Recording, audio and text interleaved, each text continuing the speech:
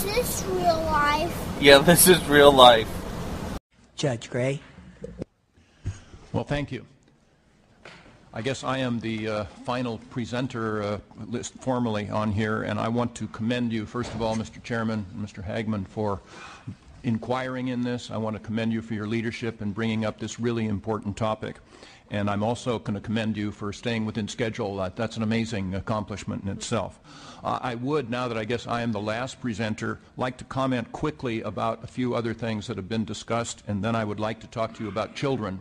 But that issue really has not been addressed particularly, except maybe by Reverend Richardson. The first is that if this state of California were to in fact make this marijuana no longer illegal for adults, that is not at all the same thing as condoning it. We don't condone the smoking of cigarettes or the using of alcohol, etc. So to put that label on it, I think, is inappropriate. Number two, as I have an understanding that today, as we speak here in Sacramento, that there are thousands of people in prisons in the state of California today for doing nothing but smoking marijuana.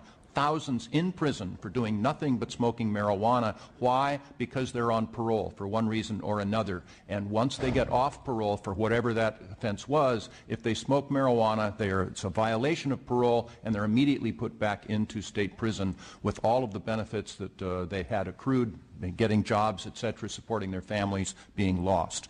Another one is that the tougher we get with regard to marijuana prosecution, literally, from my experience as a judge, and I have seen this in Orange County forever, the softer we get with the prosecution of everything else. And that is something that we simply have so many resources, and if we're spending them in prosecutions of marijuana, we are not spending them for prosecutions of rape, homicide, etc.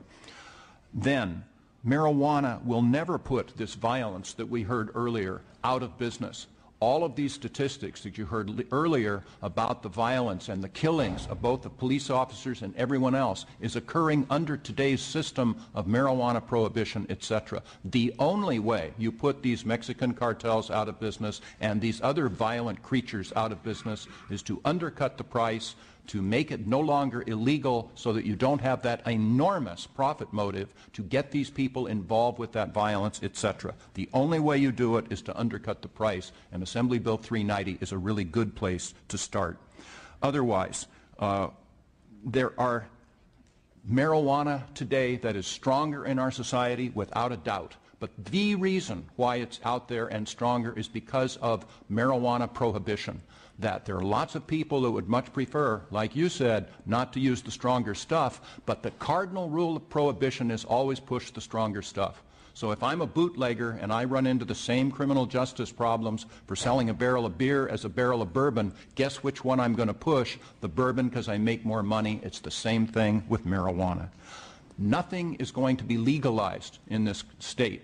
It is a program of the strictly regulated distribution. It wouldn't be legalized. It's a strictly regulated distribution, just like alcohol and cigarettes. We hopefully will not advertise them. Please put into your legislation not to allow this to be advertised. We want to de-glamorize it, not glamorize it. So no advertising, and hold people accountable for their actions. I know I'm going on, but I'd like to talk about children for a couple of minutes, because today our marijuana laws are putting our children in harm's way.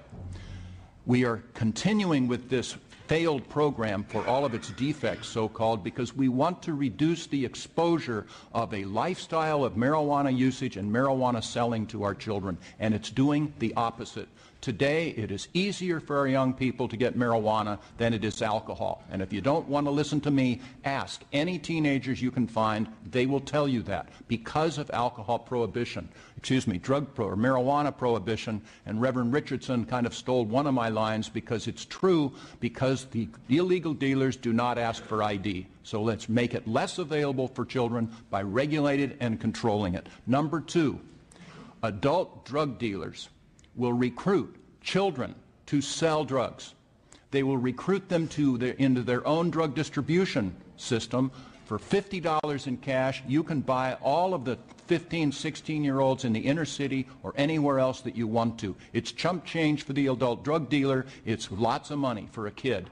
so you use them as gophers and lookouts and couriers, and as soon as their reliability is established, then they're trusted to sell small amounts of drugs out in the communities. And who do they sell to if they're out there doing it? I assure you, no one in this room. They're going to sell to their 14, 15, 16-year-old peers. That is despicable, and it's caused by drug prohibition. So I say, let's reverse that, let's turn it around, let's regulate it, let's control it, because this prohibition is not working. I believe it fervently. I'm so concerned about our children. I'm so concerned about these illegal marijuana out there with all of its ramifications. I want to reduce those harms by passing your legislation, and I commend you again for these hearings.